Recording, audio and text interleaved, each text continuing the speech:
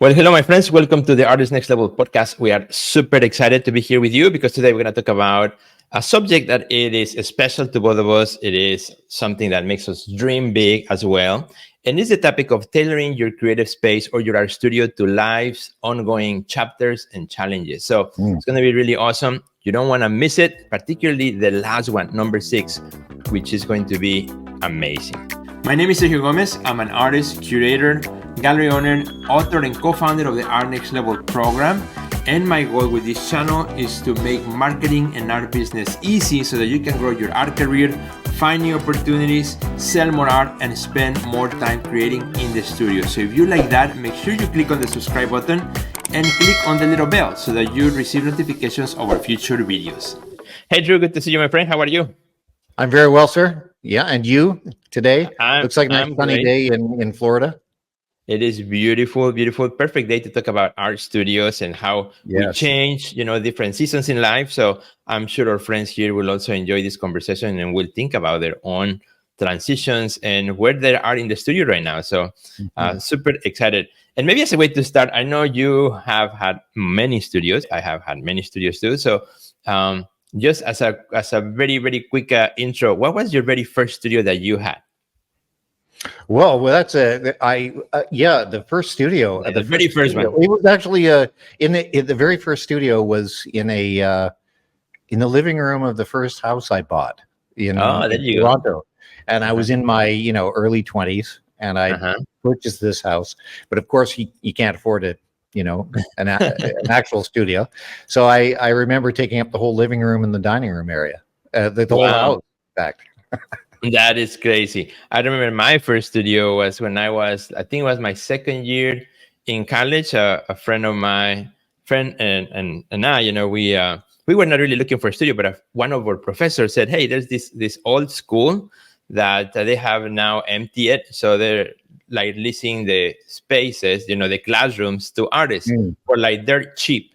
You guys want one?" We're like, yeah. So that was like, or my first one. It was like big, just a classroom with no chairs and a big wall. So we didn't have money to buy furniture or anything. All we did is we went to a garage sale. We got a little desk and a couple of chairs, and that was everything that there was in the studio. And that's all you needed. That was all you needed back then, right? Exactly. And it was the most exciting thing. So today, my friends, we're going to talk about 6 kind of like stages of life or chapters in life. Of course, there are more, but I think we identify 6, which are really good, And let's talk about first when you're like starting out, right? Maybe you are watching this or listening to this and you are an emerging artist, you're starting out, you're figuring out, your game in the art world. And how do you build a studio on a budget starting out? So let's approach that one. Drew, how would you do it if you were to start your studio today, right? Yeah, well, I think there's a couple of things you have to take into account. A lot of young people, when they're starting with their studios, they can't afford 2 places to live or 2 places to reside in. One being, the working studio, one being, the home, the bed, the kitchen. So I think there is a lot of young artists, including myself, started, like you said in the intro. You got that one room and basically everything. You did everything in that room, right? You slept in that room, you cooked in that room, you made your art in that room, you entertained in that room. And I think that's, again, it's a budgetary thing. Oftentimes the young artists don't have, the wherewithal to afford 2 places. So you make do. And I think that's part of the creative as well, that you think, okay, well, now I have to live in a space and I have to manage my entire life within one space.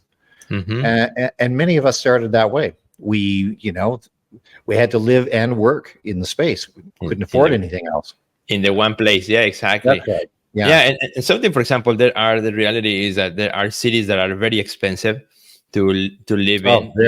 You could talk about, San Francisco, New York, Miami, where for many artists, even artists who've been making art for a long time, sometimes renting a studio space outside of the home is really expensive. It's really difficult. almost impossible, right? Unless you're selling a lot of art. So, yeah, when you're in that situation, finding a place to work that is your space. I always say, right, no collector has ever asked me, what's the size of your studio before they purchase a Right. paint, right? Or a gallery before a gallery gives me a show. It's Let me always the see the question size they of your want to studio. ask, though. Exactly. But it is about what comes out of the studio that matters, That's right? right. You Yeah. can have a big, amazing studio, but what comes out is not really your best, then it doesn't really matter. So if you're on a Yeah. tight budget, if you are in a situation where you cannot afford an external studio, find a corner in your home, in your office, where you can dedicate as your creative space. Yeah. And forget about what you see on Instagram, all the amazing studios that we are like, oh, when we see them, it's what you have. And then put Yeah. all your energy in that place. And I think sometimes some of my most intimate works have come out from small spaces when I think about it. Yeah, I would agree. I would agree. I think, well, and also I think when we're young, starting out as artists, we're much Mhm. more adaptable. I think, Yeah. mainly because we haven't experienced that individual, the ideal studio and the Yeah. ideal living home. We've always combined, or we've worked with other artists, and oftentimes, like you said in the beginning, a bunch of you sort of get this big empty room, and you subdivide it with some sheets of With others. plywood. Yeah, Yeah. and you set up your own little individual space to work. And as we grow in our career, we buy a house. In my Mhm. case, I bought a house, but I still couldn't afford to have an outside studio, and so I made do, and I used the living room and the Mhm. dining room, and much to the chagrin of my family at the time.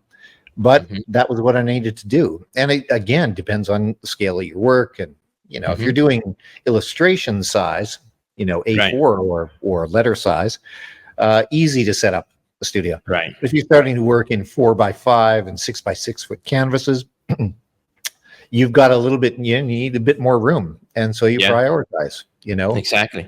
So, Yeah. and that takes us to the second also point that we want to talk about is setting up your studio. Some tips for setting up your studio when you're gonna work large scale.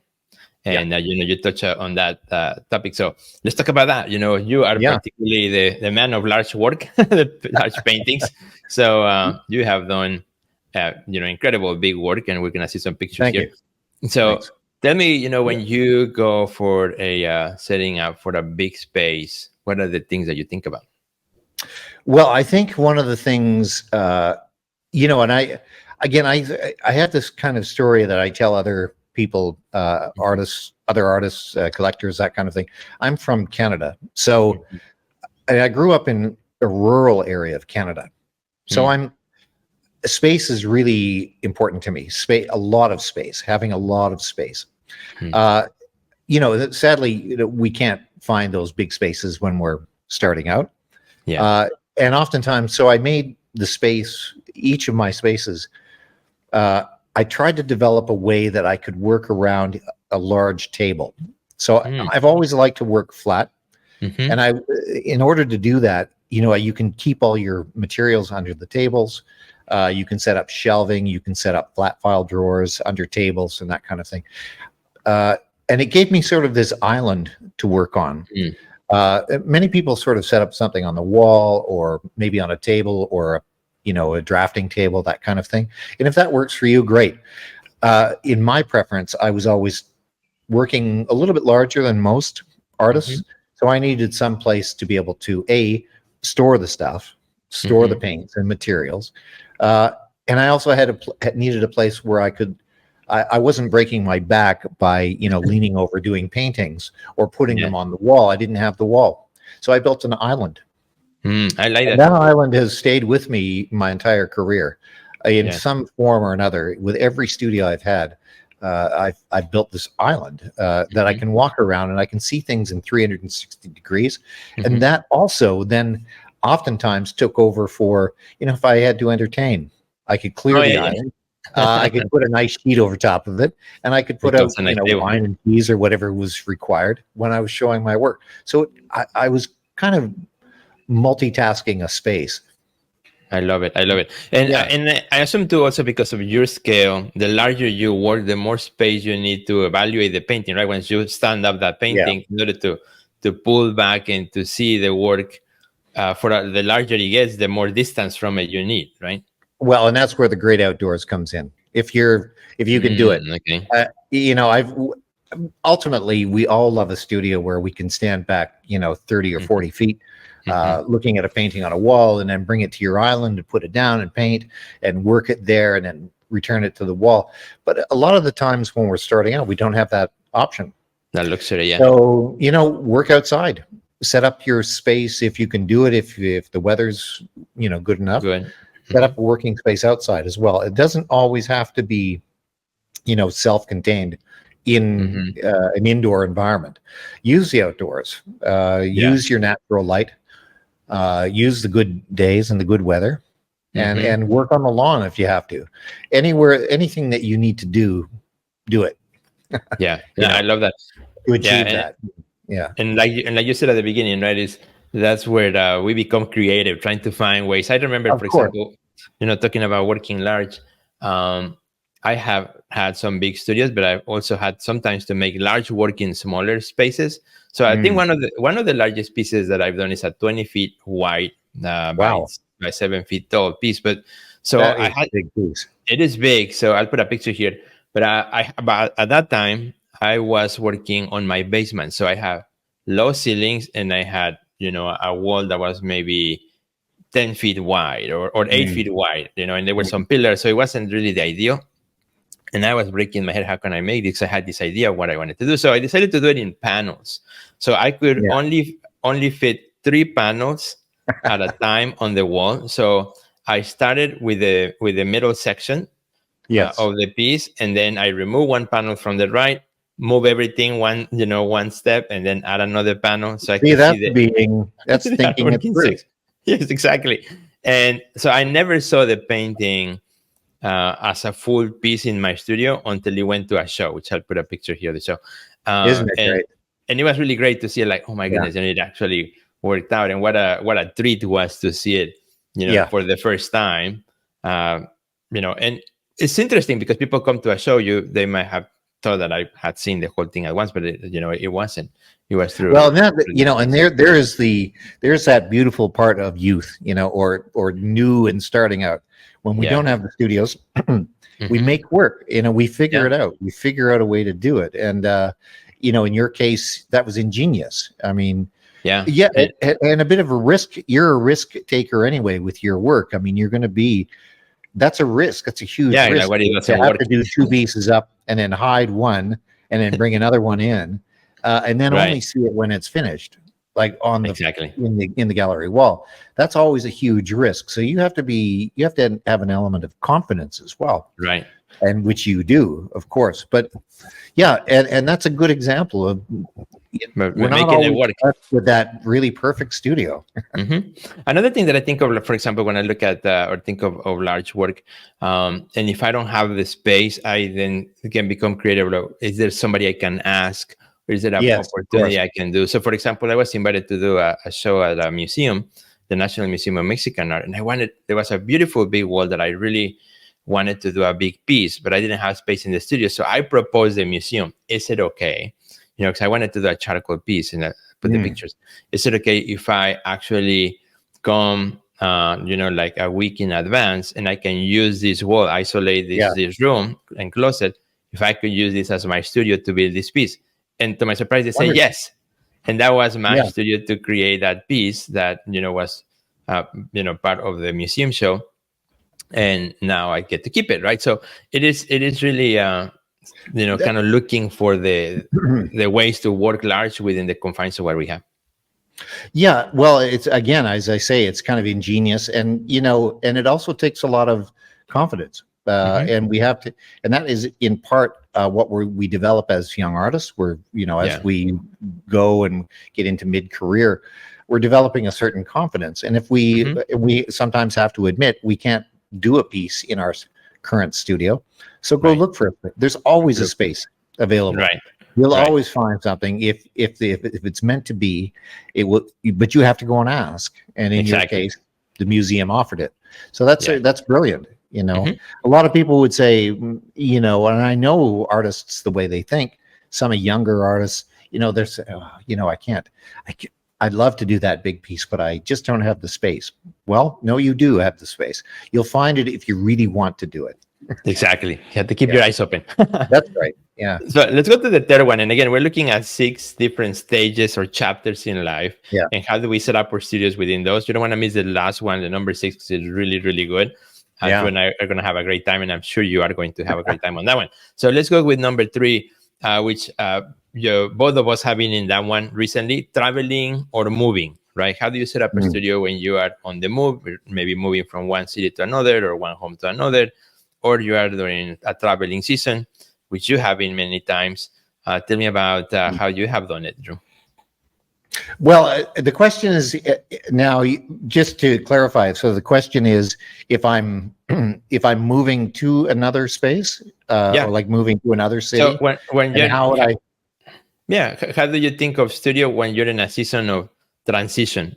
Moving from one place to another, or traveling for a long period of time. Well, I think ultimately you have to, if you're traveling for that length of time, and you've almost disrupted in your schedule or your permanent space, then I think you take your studio with you. You take your studio with you in your camera, On a smaller in scale, your yeah. sketchbooks, your audio Mhm. sources, your phone, your video, that kind of thing. You just pare down as you go.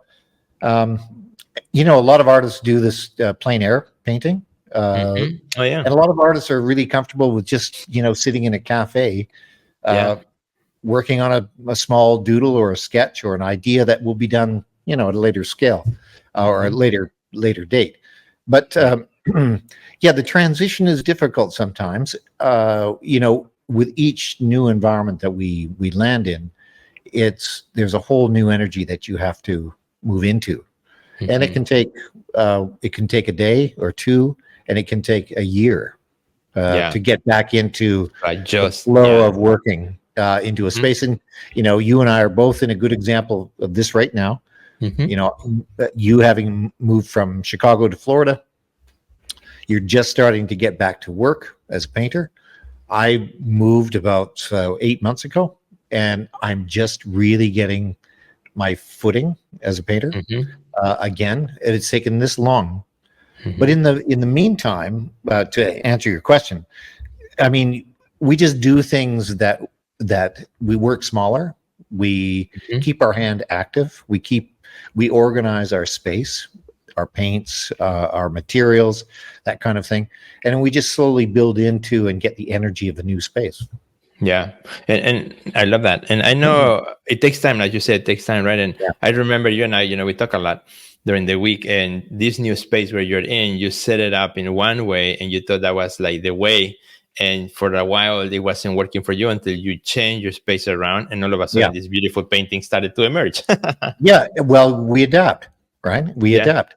And funny you say that, because this space, again, it was one of the more difficult spaces. It's a beautiful space, but beautiful. it's one of the most difficult to work in. I have to say. So, um, yeah, and the space, because it's got elements of outdoor, indoor, and Mhm. I couldn't really decide. uh, and I remember being that. Yeah. indoors, I'm in the tropics. All right, Uh-huh. being indoors in the tropics, it can be a little bit warm, and Yeah. I've never really worked outside, as in having a working studio outside the uh, Mhm. an indoor space. So I decided I would try it, and it worked. It worked. And Yeah. and currently it's working. So where I'm sitting right now is indoors with all my materials and my island table, and Uh-huh. outside is where I do all the wet work. So Perfect. I'm I love that. disciplined I love enough that that I can combination. take my bottle of pink paint or blue paint or Uh-huh. whichever, and I can take it outside. I use it. I'm set up there with a trolley. I can Mhm. work. And when I'm done at the end of the day, I return it back in here. It's Mhm. only a few steps, but it's called discipline, Yeah. and Exactly. we work the space, or we work around the space. I love that. Yeah. One of the kind of like pieces of advice I could give to anyone who is right now in the season of moving, for example, from one place to another, which really helped me too, is to give yourself permission to, to not make art while you are moving, That's right. to figure things out, to screw things up, because it will happen, right? It took me a long Yeah. time to figure it out as I came here, coming from the JBR Center, in Chicago, such a different climate, such a different Mm. space. Coming here, totally different. It was here in Miami. It's the first time I actually purchased an easel, which is right behind me, and I had always worked on a big wall. So right now I've made this painting. It's my first Florida paintings, all green, and I really enjoy making it. But now I'm already itching for a bigger space, for a bigger wall. So I'm already, Yes. my Yeah. eyes are open. I'm looking at possibilities, Well, I opportunities think that all could of the other maybe stuff has relocate. been set aside, right? You've Yeah, set a lot exactly. of the other. Everything's been Hmm. settled. The Exactly. moving, the furniture, There's more the kids, space in my. the family. Yeah. And Hmm. now you're there's more space up here to say, well, now I really want to do something, but I need a bigger wall, The right? bigger one. Yeah, And that exactly. will happen. Hmm. You just don't push it, like you say, uh, Hmm. and allow yourself that grace period where To it's all adapt. about energy. It's all about proper energy and working space. Hmm. And if you're in a new space, you don't want to mess it up. You don't want to, and if you go at it too quickly, Hmm. you might set yourself back a few months rather than Yeah. moving forward.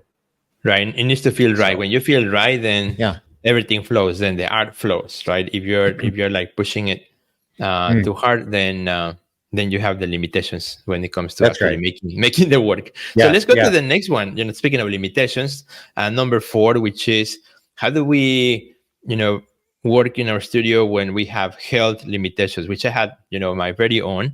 Let me start Yes. on this one. I had a whole season that was maybe, I don't know, 15, no, maybe 13, I would say 13, 14 years ago, where I had vertigo, like really bad cases of vertigo for about 6 months.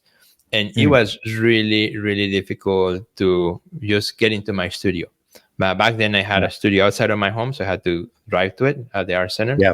Yeah. And it was a big, beautiful space, but I couldn't go, for 6 months. I just couldn't go. So I had to limit myself to So tell us how sketching. you did that. What were So some of the aspects that you changed within yourself? Right. So I had to work small. So Mm, I didn't do any painting during that season. I mostly did charcoal or drawing because yeah. that's something that I could do quick, something didn't have any order, something that I could just have in a little tablet and be fine with that. Say, this is a season that, hopefully goes through quickly Yeah. and I'll do that. Yeah. Don't And push it. Don't don't get push it. sicker. Exactly. And the Yeah. first the first work that I did after that season when I was able to get back to the studio was a painting that's called Vertigo, which I'll put here on the screen. Oh, And that painting actually sold right away. you And see, it's maybe a it took that downtime, and nature is a great way of telling you. It yeah. has its own way of saying, okay, it's time to slow down Hmm. and smell the roses, as it were. Yeah. Yeah, And exactly. a lot of us ignore that when we're Hmm. younger. We just kind of work through it and keep persisting to create Keep more pushing. work and create more work. Sometimes you can get awfully sick if you allow Exactly. yourself to push yourself too far. uh, Hmm. so and the older we get, mid-career or senior artists, the little aches and pains are coming. Yeah, and I'm getting and mine. you have to recognize those, because if you don't, then no matter how good a space you have or now how beautiful or efficient your space is, if you're not the one leading it and working, Hmm. so look after your health. Yeah. And Right. and you also had an issue last year, prior to your move to Florida, that Yeah, where there exactly. was a period of maybe 6 weeks or so where you were Hmm. really not yourself, Right. and you didn't push yourself. You didn't try to keep working, No, I although didn't you do kept anything. working on things you could do. So Right. Hmm. yeah. Yeah. So I did more like I focus more on which is another aspect. In the time seasons where you cannot actually produce, you can focus on Mm, other aspects like organization, organizing your files. Things that you true. always wanted to do, but because you have all these ideas for your studio, you can't. That's right. now you actually have the time. Like, how about organizing all the files in my computer, right? Or That's updating right. my website, or doing things that allow you to do it while you're at home, while you Yeah. are on this season, which is also part of being an artist. It's part of the studio work is not only what we make physical art, but also all the aspects of managing that studio and that career. Yeah. Well, I mentioned you're talking about this organizational period where Hmm. taking your health or your ill health at the time and just saying, okay, well, let me do things that I can manage, right? Hmm. And I talked about the island thing. Yeah. I always build an island, and with any island, there's something underneath it. There's usually a lot of stuff underneath it. There's rolls of paintings. There's old, Hmm. uh, you know, paint jars. There's materials. There's old brushes. And we tend to use that as kind of a hiding space for our. And Yes. and so when we are sick, or when we are not ourselves, that's a great time to actually you know pull everything out from underneath that Clean island clean up and do day. a cleanup, Exactly. so that when you get back to work, all of that's done. So Yeah, yeah, absolutely. I love that. I love there that. you go. That is a great opportunity to do some cleanup, actually. Absolutely. Let's go to the next one, which I know many artists who may be watching this may be in this season. Fortunately, both of us are out of that season. But when we are raising a family, when we have kids in the Yeah, house, particularly for our good friends who are female artists, who are mothers, that's a really difficult season, where sure family is. takes priority, the needs of the kids need priority. And I really admire female artists who has kids and still making it work. I mean, my Yeah, heart goes out to them, because mine too. Mine too. it's if for me as that it was hard, for moms it's 5 times 10 times as hard, because Yeah. they are so close to the care of the kids. But Yes. I remember when I was a young dad, had little kids. So what I did, because my kids, of course, they're curious, and back then I had also a studio at home and also one that was outside of the home. So the one at the home, what I did, because the kids wanted to come in the studio and play and practice, right? And so you're like, oh, you need to work. So I did set up a little tiny table on the side, and my kids That's had right. always Yeah. like a little set of paints and brushes that they could always work on, so they could give me And company and make that was art with their me. studio. Yeah. Yes, that was their studio next to Great mine. idea. Yeah, and I think if you get the family engaged, Hmm. like you did, I think it's a great idea to always have just that one little space that is their area, and then they can go crazy and they can leave it.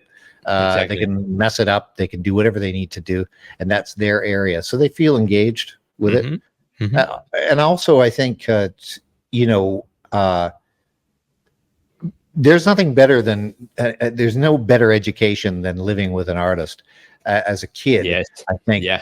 learning the respect for other people's spaces and time and working, right. I know, I've seen families, and including myself, where I was working a lot of the time. I was Hmm. working at home a lot of the time, and when I worked, and it Hmm. was it was kind of understood. I didn't go to a day job. This was my Right. day job, but splashing around paint for a kid doesn't sound like his dad's going off to work. Exactly. He's always playing. Yeah, but you get them engaged to a point, and then you have to say, "Well, listen, I'm working. This is my workspace. Hmm. You can be here, but just maneuver around stuff, please. Don't drive your tricycle across that painting, please." uh, and it's surprising how quick they catch on, and they don't, and they can get run through your studio without touching a thing. Yeah. So Yeah. they become part of that Right. energy in the studio, And for vice sure. versa. Sometimes I remember Yeah, some pieces where they mess with and like, oh no, I was working on yeah. that. Or dogs run across them. Yeah. uh, And exactly. And actually, that's a really good. You make a really good point where sometimes we cover with artists in our coaching program, in the Side Art Next Level, where sometimes as artists working in our spaces, we need to, like you said, it sounds like we're always having fun. So we need to educate our families that this is our Of course. work, and working Yeah. time is working time. Just as one parent might go to an office, this is our office, this is work. So, This is true. and Yeah. we had to start from Yeah. small. Otherwise, the interruptions will always happen. Oh, mom or dad, they're always in the They're always studio. home. So yeah, they're Yeah. not doing anything. They're just painting. That Yeah. is, in other words, it's not a job, but it is. It is your work. It is It's very much a what job. we do. Hmm. Yeah, and and we also have to know when to be able to say to stop work as well. So scheduling is important. Exactly. I love didn't do that well as a young father, and I was painting at home, as I said. it. Hmm. I didn't allow myself a schedule Hmm. as best I could. So there were a lot of times when I was feeling inspired, I would be painting when really I should have taken the time for the family. So Hmm. it's a classic, work at home situation. Yeah. Writers go through this, musicians go through it, artists go through it. So it's learning the balance between family Hmm. and self, as it were. And work. Yeah, I love that. And I think most of us are guilty of that, right? Like, we pull out all nighter or things like that, and then And we too are tired the next day, anything else. exactly, But exactly. it's But fun, but it is my fun. yeah. I was blessed with a kid that seemed to he just knew what I was doing, Hmm. and that was work. That's dad's work. Perfect. So Perfect. yeah, Super. I had to find some of my pictures of my kids working on my paintings. yeah, Sometimes they help me with the backgrounds to get them faster, that's get them to right. work, Yeah, get them to work. But kudos to any parent, watching these raising kids. Believe me, that season will go uh, by really very quickly. So quickly. enjoy it because Yeah, pretty soon, the kids will be grown ups and like, what happened? yeah, you that's you true. will you will gain your time back to work in your studio very soon. So That's right. excellent. Let's go to the last one, and the last one I think is the Okay. one that makes me more excited, and we're gonna ask for participation here from our friends too. And this is, imagine your ultimate dream studio. Like those shows that you see on Netflix, and the ultimate home or the ultimate hotel or the ultimate something, right? Imagine your ultimate dream studio. Drew, if you were to build your ultimate dream studio, how it would look like? If there Well, was no limitations, right? no No limitations. limitations of Well, any kind. I think it's a really hard one to describe and keep it under 4 hours here. Yes, Uh, exactly. because there are little elements in each of the studios that would Mhm. be a priority. It might not be the physical scale of the space.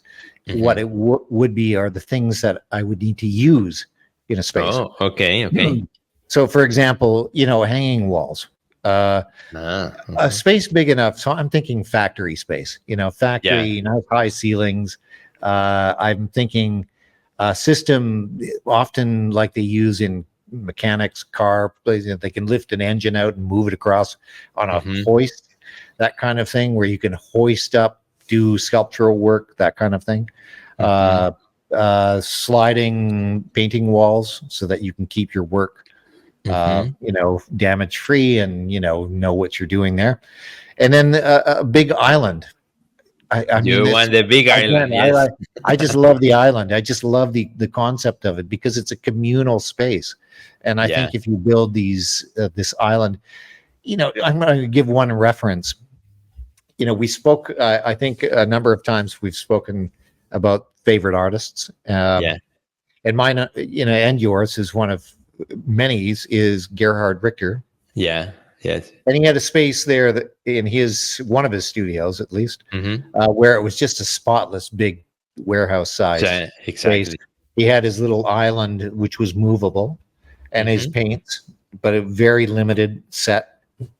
Everything super clean. Hmm. uh, I mean, ultimately I love the idea of that. I think probably if I was to work in it, it wouldn't be as clean, but that's the idea. A big open concept space, big enough that you can drive your car in there, and your wife's car. Yeah, that's a good one. But Yeah, the like a but the like a island big the big island is the warehouse. most important thing. Yeah, as long as I have my island, and it's got to be movable. Yeah. again, I just, if I could do that, it would be fantastic. And I have had studios where I've been able to drive my car in, and it's been fantastic. And I had my island, and I had all my shelves and so forth. Sadly, it was probably in a part of the world I didn't want to be in at the time.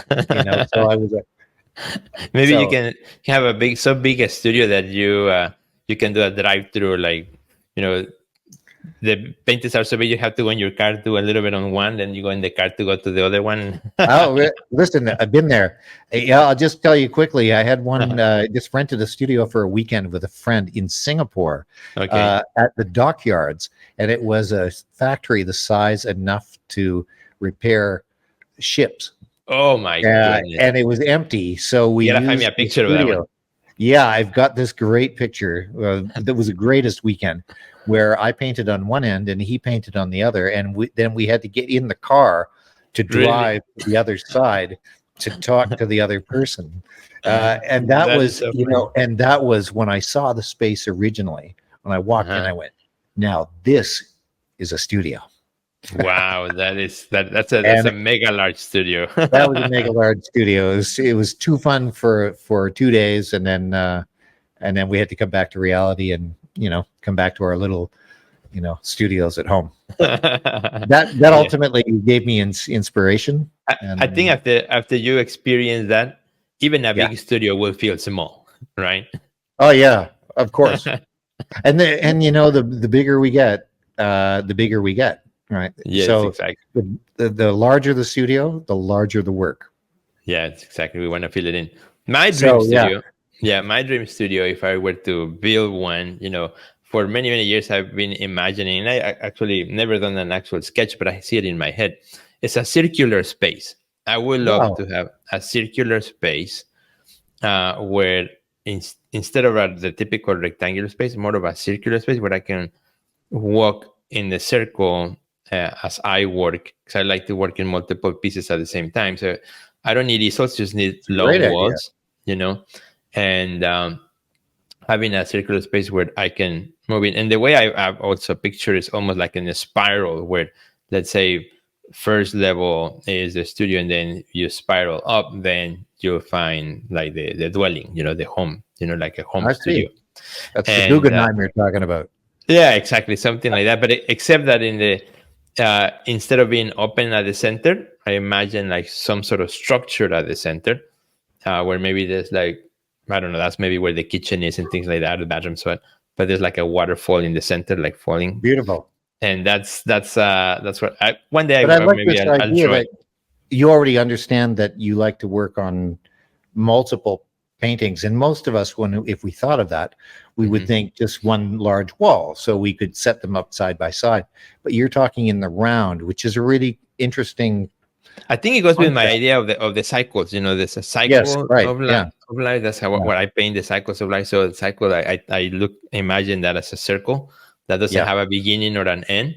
So Yeah. in that sense, Wonderful. doesn't matter where you start. There's like it will always continues. Boy, that is just that's brilliant. That is brilliant. Well, let's hope you do build your studio someday, Right? just like Maybe, yeah, that. that would be fun. It's endless. I mean, and then you can go on to Instagram. You can see these fantastic studios with Yeah, all the materials like stainless steel, everything, the right, sinks and the wash up areas, and sitting areas within the studio. There's so many applications, and then right. we haven't even talked about light. What Hmm. is it? How is it lit? Is it north Exactly. facing? Is it south facing? What part of Yeah, the world is it in? Right? yeah. It's endless. You just when you find it, you'll find it. Exactly. I That's love that. That's a good yeah, idea. And how yeah, through the different seasons in life, through the different changes of life, we adapt, we make with what yeah. we have.